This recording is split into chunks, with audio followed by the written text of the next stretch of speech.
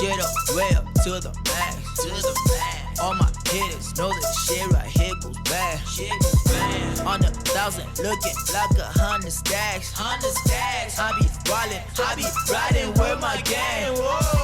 Tell them, turn the shit up, way up. First off, I'd like us to start off with this amazing conversation that I've been looking forward to. And congratulations for starting the joint Garten Cafe and making it what it is today, because we've been actually liking what you do. So I'd just like to know what inspired you to be in this line of business of making food? First and foremost, I'd just like to thank you for the opportunity. It's always great to engage in such, especially as young black people. So it's an honor to be here. Correction is Garten Cafe. Garten Cafe means it's German for outdoor cafe. Yeah, so that's what it means. It's an outdoor cafe. Garten means outdoor in German. Okay. Yeah. So how the idea came about? It's actually silly because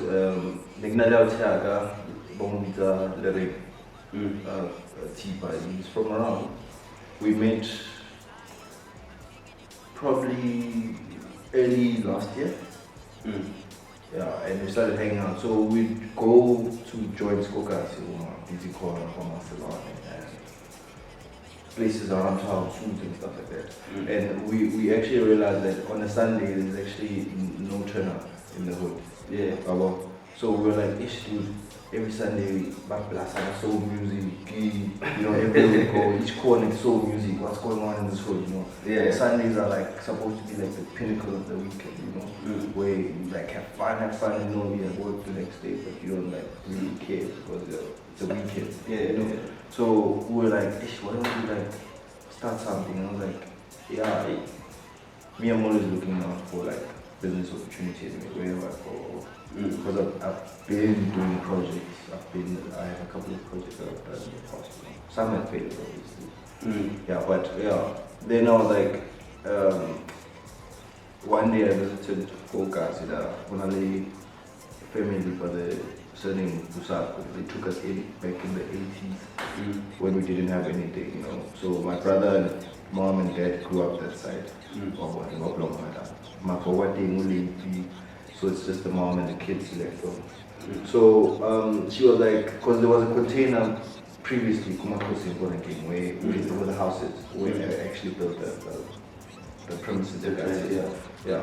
There was actually a container for years that was business, the guy was selling fast moving goods, your bread, your matches, your cigarettes, your daily household stuff. Yeah. So at some point, I don't know what happened, he moved the container and the business. So the mom there was like, people have been inquiring about the spot, you see. So why don't you do something? That was like June, May last year. She was like, why don't you do something like, I'd rather have you do something than some other stranger. Check. So I grabbed that opportunity. That's when I registered Garten Cafe. It was 1st June last year. And then I started the building process. Did myself. Someone helped me put up the structure, but everything else I had to complete myself because the budget was tight, super tight. The money wasn't there. It wasn't like a sponsored thing, like you have crazy savings, or you have some investor. Well, my mom did invest some money in me, but and some I got from peers and stuff like that. But it was really tight budget. But I had to make it work. That's how the idea basically came about. That is dope, man. So I've been like, while I was making my research about it, a lot of people are actually happy about the services you provide. So now I was looking at this whole thing of, you've ever had people complain about the service delivery from black enterprises. You know, so I was chilling. I was like, so what disciplines does it take for you to be consistent with this offering that you actually, you know, serving the people? I can tell you one thing, as a black business owner, young black business owner, obviously the stigma of black business not delivering, you know. Yeah, for sure. You see the hashtags on socials, you see the memes, you know. What I do is I don't compromise on the quality of the product I push out there, right? I can tell you one thing, we only use McCain fries in the business. Same fries at the McDonald's, you get what I'm saying? When we buy mints, when I buy mints, I buy top side mints. The best quality, obviously not new, but it's the best quality that you find in the market, you get what I'm saying? So I don't compromise the quality of my ingredients, and I have over 8 years experience in the marketing and events industry, you see, where I head up campaigns like Flying Fish on the Ground, and Extreme, Chasing the Cartoon Network, Virgin Mobile. I have a lot of brands that I've run, you see. And I know what it takes to put a good product out there and to maintain quality service, you get what I'm saying? So that experience combined with my hunger to bring something fresh in the hood makes me maintain consistency. Obviously, there will be those people that are not happy with some things in the hood, yeah, but I don't focus on that. I focus on the positivity that I get. Yeah. Okay, that's dope, man. So we're in the middle of pandemic, man. You probably had your fair share, you know, of slow business. So I wanted to know, did you have to change how you sell your product, you know, strategies and stuff? And how are you coping? Because, well, we're still in it. Yo, like you don't understand. Okay, when I launched this product or this business on 14th December last year, when we opened doors to everyone, it was a very good night. I didn't expect such a turnout, you know. I knew Uti, because when I started this business, I can tell you one thing, the negativity that was like in there was, why are you starting a business? I mean, there's Busy Corner, there's Marcelo, and there's other establishments. I'm like, but they're not gonna push what I'm pushing. They're not gonna put out the product that I wanna put out there, you see. So there was a whole lot of negativity. Getting back to your question, before even the pandemic, there was a storm in Khutsong. There was heavy wind. My roof got blown away. I think that was, I saw that, but I thought in the middle of it. No. My roof got blown away. After successfully maintaining good sessions on a Sunday, especially on a Sunday, I would work with Bo, Torch, down. Our hosted his birthday thing at my place when I was operating. So that when that storm hit, I couldn't host those Sunday sessions anymore. You get what I'm saying? Because I don't have shelter to house people, and my budget is tight at that point. I can't just wake up. I don't have insurance for the building. I can't just wake up the next day and they fixing the stuff, you see. So my business took a knock. Then I started losing out on sales. And then it was rough. And then the pandemic happened. Then we had to close doors. So I even took a bigger knock, you know. I was like, oh damn, I was very angry. Very angry at the government, you know.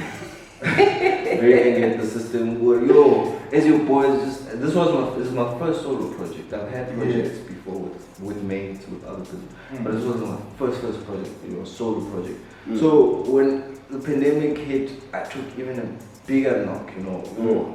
It was rough. And then level 4 came through. And then they said we could deliver. I was like, yeah. I was like, hell yeah. Hell yeah. And then I quickly rushed to the premises and got my kitchen stuff and shit and brought it home. I was like, you know what, I'm gonna work from home. Fortunately, my mom had recently got a new whip then. Yeah, because now I have an old classic, so it charges with petrol. So at least that car 1.6, so it's not really heavy on petrol. So I was like, hey, I can deliver actually, you know. I can just put my stuff on social media and my numbers. And I started a business model that I was never planning to do. Well, I had plans in future to have deliveries, obviously, because I wanna like infiltrate with there. I always do, because people are always asking me, hey dude, why don't you like deliver there? I use one vehicle, like cannot cover the whole of Carltonville. So when that happened, level 4, I started a new business model where I did deliveries now, an online model. You see, luckily the service provider I had, since I opened the business, I had Yoko, the card you mentioned, yeah. So they offered an online payment service. During lockdown, I was like, oh damn, I'm definitely down with this. This is what's gonna happen. And I started that, and it's been amazing since then, you know. And another boost was McDonald's and KFC was closed. Oh yeah. You get what I'm saying? Business was booming level 4. Like I was like, I've never been happy to have started this brand, you know. Because business was super booming. Then I was like, oh. Okay, then I had to adapt to this new thing. So I've been doing that ever since. So September I'm planning to go back to my spot. Yeah. Okay, that's dope, man.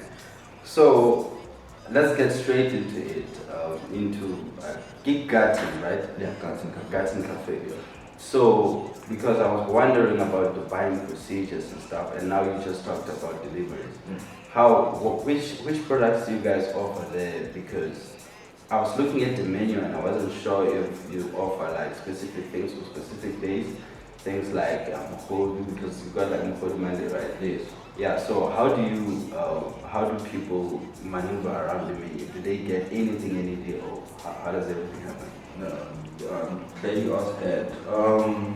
We obviously then had to chop and change due to the pandemic and due to the regulations and rules. So that limits us in terms of the facilities we use, first and foremost, right? So we cannot be fully productive because of where we're working currently. So what I did was, on Mondays, on a regular, it's always been whole ever since I started this. So on Mondays, purely you get whole. It's either with dumpling or with pap. Some people love it like pap, but I push it mostly with dumpling. But if you want pap, I can give you pap. I don't mind. And then on Tuesdays, back in the day, before the pandemic, whenever we'd have leftover food, I would be honest the next day and say leftover food for maybe $20.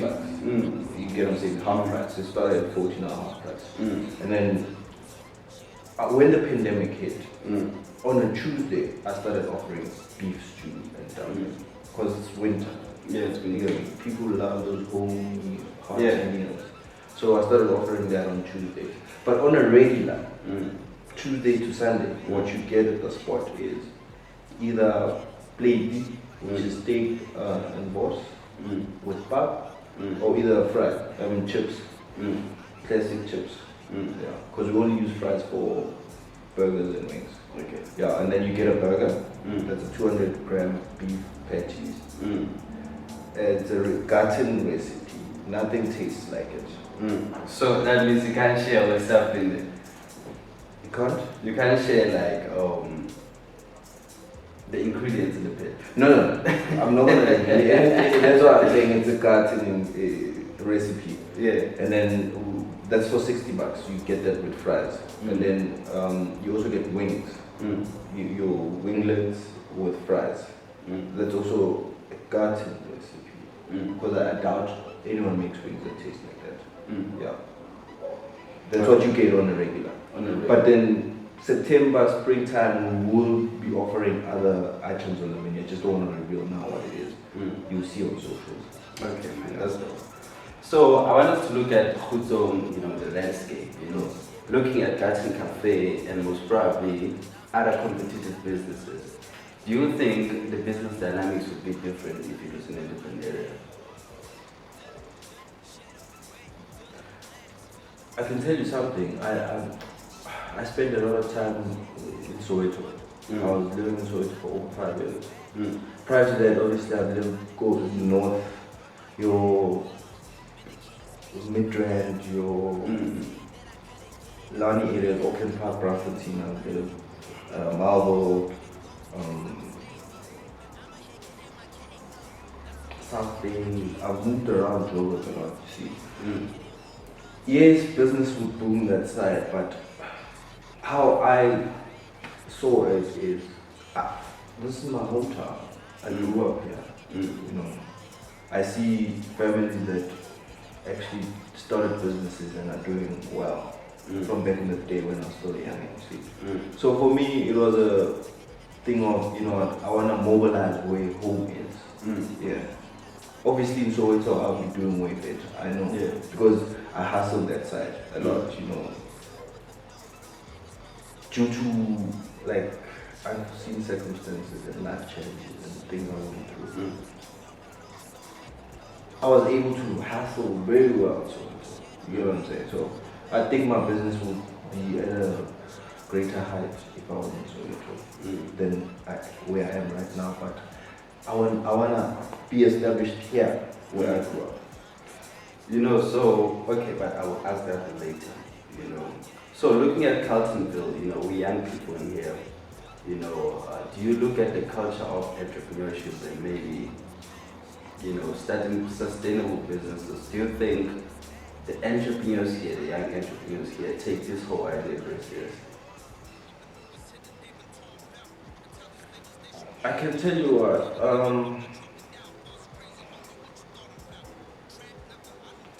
Carlrtonville is like something else. I don't know. I don't understand myself. I don't understand some of the people that live here. You get what I'm saying? Yeah. There's this thing that I hate very much that happens in Carlrtonville. You know? When it comes to entrepreneurship or business or anything.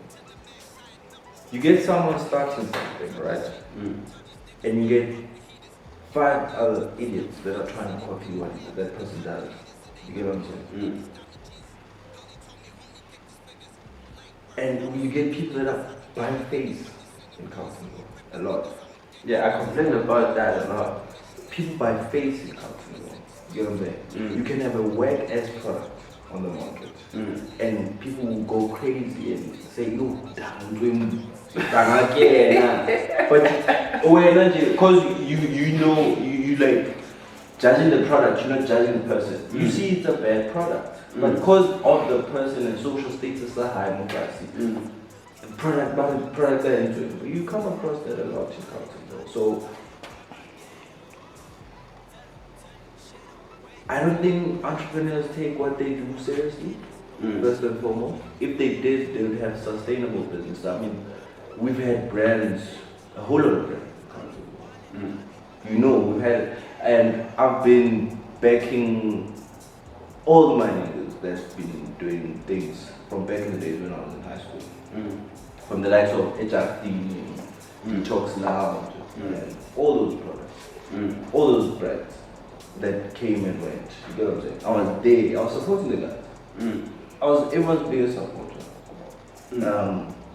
When it came to me and starting this brand, I feel like I didn't get that from a whole lot of guys who, when it was their turn, or when they had the opportunity, they did their thing, and I was there, cheering on the side.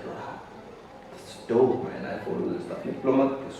I came when you came. Well, yeah, you get what I'm saying? It's my cash, my time, my courtesy. I'm coming to support my boys in the hood, you know? And yeah, so I don't know if, I feel like if we would change that culture of buying face and actually focus on the product that people offer, I feel like as entrepreneurs in Carltonville would be far by now. Well, I agree with that. You know, we've been talking about it for a while, and it's a big problem, I must say. Yeah. So, I also wanted to know your thoughts about consciously buying black. You know, because we also have this whole idea of a person getting a bad experience from a specific black business and then come back a blanket black business, you know what I mean? Be like, all black businesses offer trash service or a trash product, you know what I mean? What do you think are the responsibilities of the business owners so that people are willingly supporting black, and what do you think people have, you know, as far as responsibility goes with regards to buying black? Yo. Okay. you know, African people will disappoint you. African people will disappoint you. Because I can tell you one thing. Before I get into questioning about I can tell you one thing. I can make it a perfect example, right? We were colonized as African people, right? And history doesn't hide that. And the same people that colonized don't hide that. Because it's evident what they did, and they're not sorry about it, right? Yeah, that's for sure. Who are the biggest supporters of those people's products? It's us, African people, the same people that suffer under these people's system. You get what I'm saying? Yet we go out and buy their brands. They expensive brands. You get what I'm saying? We don't know how they make it. They probably take it and print like we do. And put their tags and stuff, and they label it and then say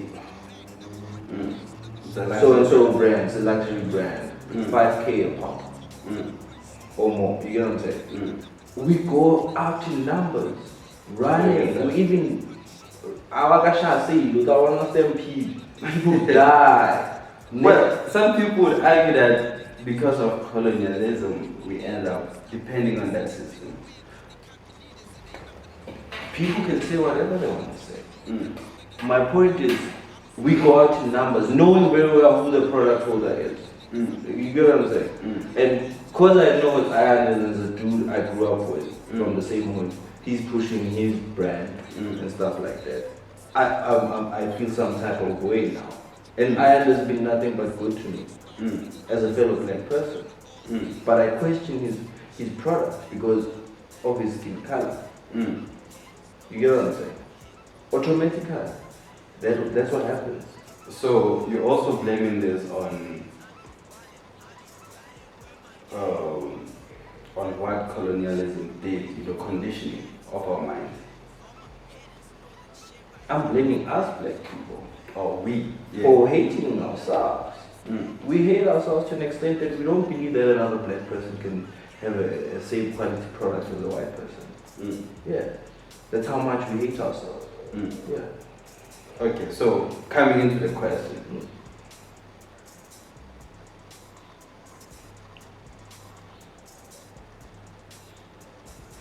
I feel like black people have good products out there.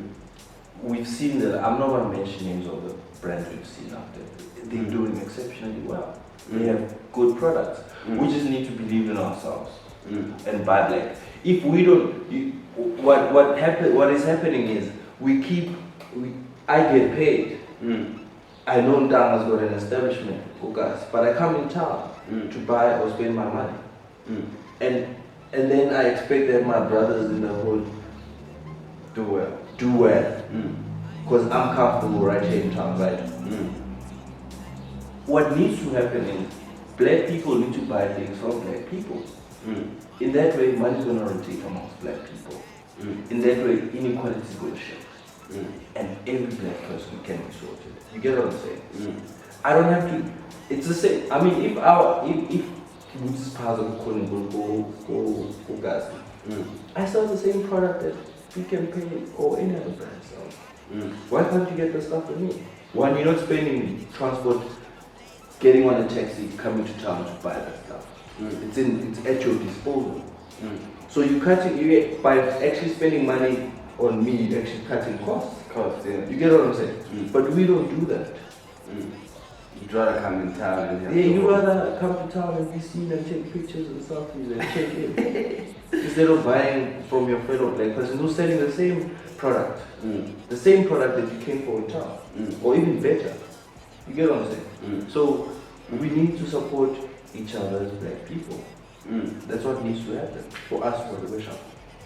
So do we also have responsibilities that black businesses have to carry as far as, good customer service is concerned? Yeah, don't copy and paste. If you put a product out there, make sure it's good. Uphold your status. I mean, I'm sure everyone has pride. Would you be proud of putting out nonsense out there? Definitely not. And like telling everyone that it's proper, but you know it's not. Yeah. You need to uphold your status above everything else. I mean, as humans, we are on top of the food chain. We are strong beings. You get what I'm saying? We're like kings. So whatever we put out there needs to be of good quality. Whether I'm building, whether I'm drawing, whether you understand what I'm saying? Yeah, we need to maintain that. So I talk to a lot of entrepreneurs about owning the value chain, or at least being part of it. If somebody's selling Gauteng, then buying bread from a black bakery, somebody black stuff is giving you art and stuff, Yeah. So you as Garten, how important do you think that is, for us as black people to have a food if we can't even own the entire value chain? How important do you think it is for us to get involved in the value chain? It's highly important because I feel like there's this quote, I don't know who it's by, but it goes like, he who feeds you controls you. You get what I'm saying? And I feel like as Africans, we don't really care how the product came about. We only care about the end product. You take, that's how we never invest in factories or manufacturing. You get what I'm saying? We just care about the end product, selling. That's what we used to. It's important to have a value chain because now, if there's some people that they own a farm, and for example, Momulin owns a farm, right? He's a farmer. He packages his own stuff.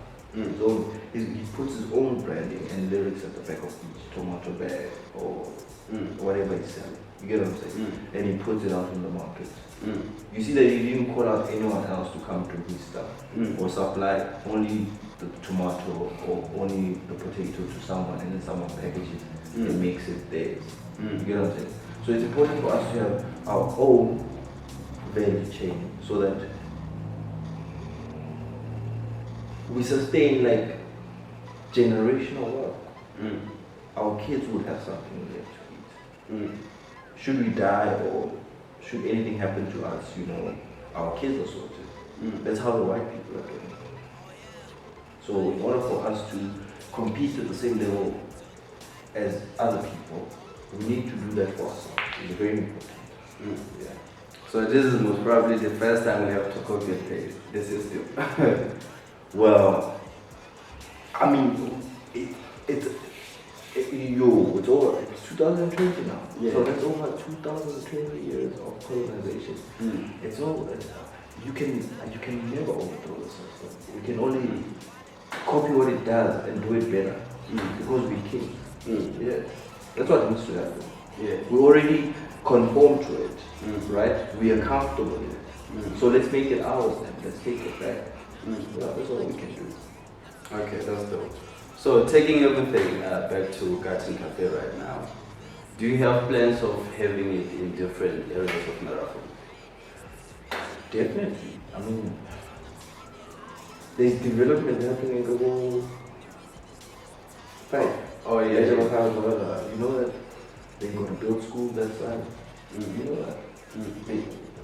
Most probably the entire, if not, because guys suffer from missing goals, I guess. They're moving into the side, right? Yeah. So you're going to have a strip of new development where you have potential to mobilize businesses there, whether it's a tire fitment center, whether it's a supermarket, a grocery store. So of course I'm expanding.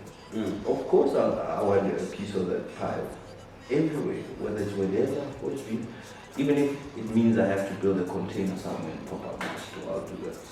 That's where I'm headed. Actually, yeah. I'm actually impressed with that because a lot of people, you see people like having businesses, but when it's time to expand, they sort of afraid to do that, you know, or they would be lacking the determination or the ethics maybe to actually run different branches. So I'd love to see that with Garten Cafe, you know. Definitely. And what I can say is, we have a trend in Carltonville of starting something and then people go mad about it and we think we made it. And we lose focus on what we actually were pushing. Because it takes years for you to be established. It takes years. It's not going to happen in 6 months. You get what I'm saying? They can hype your business for 6 months. You get what I'm saying? And you think you made it, you can make crazy money in 6 months. Then after that 6 months, the hype dies down. What happens to your business? The doors get closed. That's what happened with some of the business. You get what I'm saying? Crazy. The place to be, you know? And then people went all over or way ahead of themselves and lost focus. It happened. You get what I'm saying? I don't want to be that person. That's why, for me, even now, I haven't made it. My business is struggling. I give myself 3 years at least to gauge whether or not this thing is successful or not. You get what I'm saying? If I can sustain it for 3 years and expand within the 3 years, then I would say you are going somewhere. But till then, no. Okay. So in closing, man, somebody that actually recommended you talk to you said you like reading. So if that is true, you know, I'd like to know which are the 4 best books that you've ever read. Who's that somebody? I'm like interested. Oh yeah, that's good. It's like okay, let's talk to that guy. Keke blew my home too much. And he's a great guy. I have so much love for Keke because Keke is not biased. Keke doesn't buy a face, bro. Yeah, I can tell you that. Keke doesn't buy a face. And I like what he's done for himself. I like what he does for himself, you know. All the Carletonville pictures, Carletonville culture, where he's got the collabs of the different brands from your local people, you know. I like that because what he's trying to do is, in essence, is what I want for Carletonville. I want every black young person to be united in this hood. We can mobilize a lot if we can do that, you know, because we are the biggest consumers. So why not keep the money rotating amongst ourselves? In that way, it will make sense. We will always have money. You get what I'm saying? All of us. All of us will have money. All of us will be nice. You know? So I like what he does. Well, I don't really read much per se, but I like research, and I'm part of groups that were, be it Facebook or WhatsApp groups of individuals that share knowledge that is hidden from us, right? Some knowledge that is deemed taboo to some people, you know? So I like engaging myself in those spiritual awakening stuff, you know what I'm saying? In order to get to know who I am as a person. And it's sad that it only happened later in life. I would have liked that in high school, primary school, I would have access to this information, right? Because I feel like I would be in a much higher place. So, books that I've touched on recently were This Destruction of Black Civilization. And I've heard of the book. Yes, Stellenbosch Mafia. Yeah, I think I've seen that too. And 23 Things They Don't Tell You About Capitalism. Okay, that sounds interesting. Yeah, those are the books I've been touching on recently, but yeah, it's more like ebooks. I engage more on ebooks now because of technology, you know. I don't go out there and buy books. I don't have the time, you know. I get you. I cannot, but you know, you can get books online. Yeah, so that's what I do. So, you know, now, just to Bafela, one more question. Now that you say you engage in this kind of topics, you know, some people, let's say some PR people, will be like, this is not good for the brand, you know, you're known for giving out this specific service, you know, now your beliefs could be in conflict with the customer, blah, blah, blah. Yeah. Do you ever worry about how you carry yourself in terms of how it can affect the business?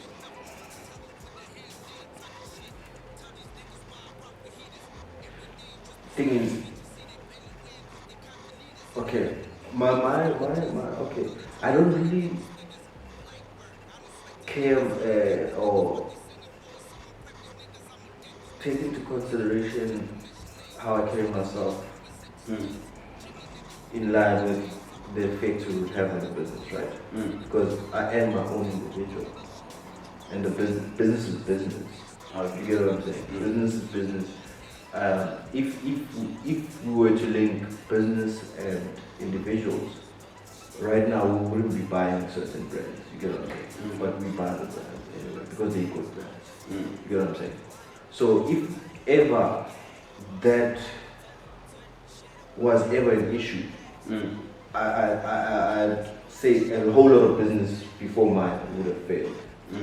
Because I mean, business is a product you have for the people. Whether you are a good person or not, is that a good product? Is it worth your money? Yeah, that's what you need to ask yourself. So when I go for something, a product as an individual, I don't care who owns the brand. Is it a good product? Yes. Do I like it? Yes. Do I feel it's my money's worth? Yes. Then I go for it. That's what I do. So I don't see much how I carry myself will affect my business, because what happens in my business and how I carry myself are two different things. Yeah. All right, man. Thanks for coming through. I know you have to go and start working out there, doing some operations. I wish you well, man, with regards to Garten Cafe, and I would love for us in time to have that joint at least, you know. Yeah, no, you need to look out for this spring. I got fresh things coming up, you know. 14 December we're making 1 year since we've opened the doors, so there's something very, very, very, very big planned for that day. So yeah, be on the lookout for that. But thanks for the opportunity and the time, man.